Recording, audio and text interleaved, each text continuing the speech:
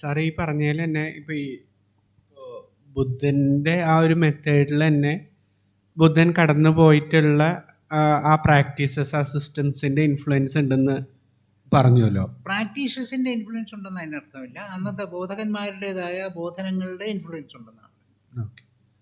അന്ന് നിലനിന്നിരുന്ന എല്ലാ ബോധനങ്ങളും, താത്വികമായ ബോധനങ്ങളും ഒന്നല്ലെങ്കിൽ മറ്റൊരു വിധത്തിൽ അദ്ദേഹത്തിൻ്റെ ദർശനങ്ങളിൽ കടന്നുകൂടിയിട്ടുണ്ട് എന്നുള്ളത് നമുക്ക് പരിശോധിച്ചാൽ മതി. അദ്ദേഹത്തിൻ്റെ ബോധനങ്ങളാണോ എന്ന് എനിക്കറിയില്ല. ഒരുപക്ഷെ അദ്ദേഹത്തിൻ്റെ ബോധനങ്ങൾ എന്ന് പറഞ്ഞ് പിൽക്കാലത്ത് അവതരിപ്പിക്കപ്പെട്ട ബോധനങ്ങളിൽ കടന്നുകൂടിയിട്ടുണ്ടെന്നാണ്. അപ്പോൾ ഈ ടോട്ടലി യുണീക്ക് ആയിട്ടുള്ളൊരു മെത്തേഡ് വരുമ്പോഴാണല്ലോ ഇപ്പം നേരത്തെ പറഞ്ഞ പോലെ സഹജമായിട്ടുള്ളൊരു മെത്തേഡ് വരുന്നത്. അതും ഓരോ ശിഷ്യന്മാർക്കും അത് ഒരു യുണീക്ക് മെത്തേഡ് അല്ലല്ലോ. ഓരോ ശിഷ്യൻ്റെയും ഭാവത്തിനനുസരിച്ചിട്ട് യുണീക്ക് ആയിട്ടുള്ള മെത്തേഡ് അല്ലേ ഉണ്ടാവും. ഓരോ ശിഷ്യനും യുണീക്കായിട്ടുള്ള, ഓരോ നവീനമായിരിക്കുന്ന ജ്ഞാനത്തിൻ്റെ ശകലങ്ങളെ പുറത്തു കൊണ്ടുവരാനുള്ള പ്രാപ്തിയുള്ളവനായിരിക്കും അവൻ. ഇന്നല്ലെങ്കിൽ നാളെ അത് കൊണ്ടുവരികയും ചെയ്യും.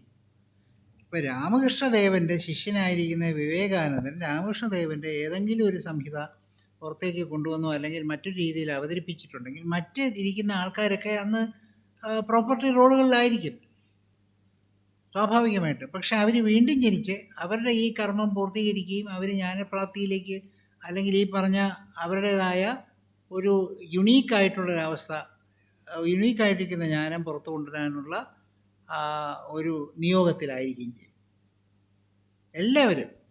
എല്ലാ മനുഷ്യജീവികളും, എത്ര മനുഷ്യജീവികളുണ്ടോ അത്രയും ജ്ഞാനം അവതരിക്കുന്നു എന്നാണ് ഈ ചുരുക്കത്തിൽ ഞാൻ പറഞ്ഞ ആ ഭയാനകമായിരിക്കുന്ന അവസ്ഥ. ആലോചിച്ച് നോക്കൂ, മനസ്സിലായില്ലേ? ഇത്രയും ഇമ്മൻസ് ആയിട്ടുള്ള ഈ പറഞ്ഞിരിക്കുന്ന പ്രപഞ്ചം മുഴുവൻ ജ്ഞാനത്തിൻ്റെ വൈവിധ്യങ്ങളിലൂടെ അവതരിക്കും. അങ്ങനെയാണ് ഈ പ്രപഞ്ചത്തിൽ ഇത്രയും സംഹിതകൾ ഉണ്ടാകുന്നതും പിന്നെ ആൾക്കാരുടെ മതങ്ങളുണ്ടാകുന്നതും ചിന്തകളുണ്ടാകുന്നതും രീതികളുണ്ടാകുന്നതും ഒക്കെ അതിങ്ങനെ ഉണ്ടായിക്കൊണ്ടിരിക്കും. ഏകം സത്ത് വിപ്രാബുധാവന്തി. പിന്നെ വിപ്രൻ ആരാണ് എന്നൊരു ക്വസ്റ്റ്യൻ മാത്രമേ ഉള്ളൂ. എല്ലാവരും വിപ്രത്വത്തിലേക്ക് വരുന്നു, ഇന്നല്ലെങ്കിൽ നാളെ, അത്രയേ ഉള്ളൂ. അതിലിപ്പോൾ സാറ് പറഞ്ഞതിൽ ആ ബുദ്ധനിൽ നിന്ന് ഒരു മെത്തേഡ് ഉണ്ടാവുകയാണോ അതോ ബുദ്ധൻ ശിഷ്യനിലൂടെ ആ ഒരു ശിഷ്യൻ്റെ ആ സഹജമായ ഒരു പ്രോസസ്സിനെ അവിടെ ഇൻവോക്ക് ചെയ്യുകയാണോ ചെയ്യണത്? ഞാനത് സൂചിപ്പിച്ചിട്ടുള്ള വിഷയമാണല്ലോ. പലപ്പോഴും സത്യത്തിൻ്റെതായ പൂർണ്ണമായിരിക്കുന്ന ആവിഷ്കാരം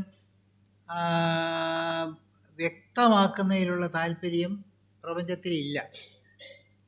പ്രപഞ്ചം മായ നിറഞ്ഞിരിക്കുന്നതായതുകൊണ്ടും മായ പ്രാപഞ്ചികമായിരിക്കുന്ന ഒരു ധർമ്മമായതുകൊണ്ടും ദേവൻ എന്ന് പറയുന്ന ജീവഭാവം തന്നെ സാത്വികമായ മായയിലാണ് എന്ന് പറയുന്നത് കൊണ്ടും ഒക്കെ തന്നെ ഈ മായ സഹിതമായിരിക്കുന്ന പ്രപഞ്ചത്തിൽ ആ മായാരഹിതമായിരിക്കുന്ന ഒരു അവസ്ഥയിലേക്ക് കൊണ്ടുവരാൻ വേണ്ടി സത്യത്തിന് താല്പര്യമില്ല. സത്യം കുറച്ചായിട്ട് ഓരോരുത്തരിലൂടെ കാണിച്ചുകൊണ്ടിരിക്കുന്നു.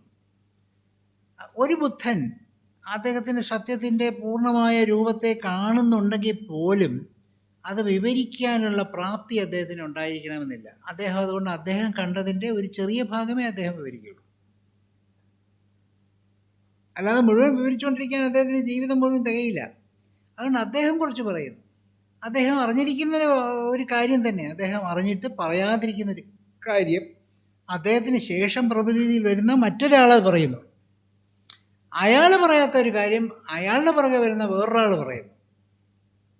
ഇങ്ങനെ മാറി മാറി കുറേ പേര് ചേർന്നാണത് പുറത്തേക്ക് കൊണ്ടിരുന്നത്. ഇപ്പോൾ ശ്രീബുദ്ധൻ അറിഞ്ഞിരിക്കുന്നതും പറയാതിരുന്നതുമായ കാര്യങ്ങൾ ചിലപ്പോൾ ശ്രീനാരായണ ഗുരുദേവനോ വേറൊരു ബുദ്ധനോ പറഞ്ഞെന്നിരിക്കാം. അവർ പറയാതിരിക്കുന്ന കാര്യങ്ങളൊക്കെ അറിഞ്ഞുകൂടാത്തതുകൊണ്ടല്ല, അവരറിഞ്ഞിട്ടും അവർ പറയുന്നില്ല, പറയാതിരിക്കുന്നു. കാരണം അതിനുള്ള സാഹചര്യങ്ങൾ ഉണ്ടാവണമില്ല. പറഞ്ഞാൽ മനസ്സിലാകാത്തൊരിടത്ത് പറഞ്ഞ കാര്യം എന്തോ, അഥവാ പറഞ്ഞിട്ടുണ്ടായിരിക്കും ചിലപ്പോൾ. നമ്മളെന്താണ് കേൾക്കുന്നത്? നമ്മൾ രേഖപ്പെടുത്തിയ കാര്യങ്ങളും ബോധ്യപ്പെടുത്തിയ കാര്യങ്ങളല്ലേ നമ്മൾ അറിയുന്നുള്ളൂ. വല്ല നമുക്കറിയാമോ? നമ്മൾ കൂടെ അവരുടെ കൂടെ നടന്നോ? ഐസക്ക് പോകുന്ന വഴിയിൽ ഐസക്കിനൊരു ബുദ്ധൻ പറഞ്ഞു. ഐസക്ക് ഇത് മനസ്സിൽ സൂക്ഷിച്ചു.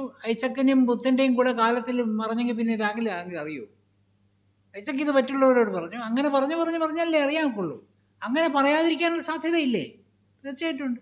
അതുകൊണ്ടാണ് ഒരു ബുദ്ധൻ്റെ കൂടെ നടക്കുമ്പോൾ ബുദ്ധൻ്റെ ഓരോ വാക്കുകളിലും ഈ ജ്ഞാനം ഒളിഞ്ഞു കിടപ്പുണ്ടായിരിക്കും.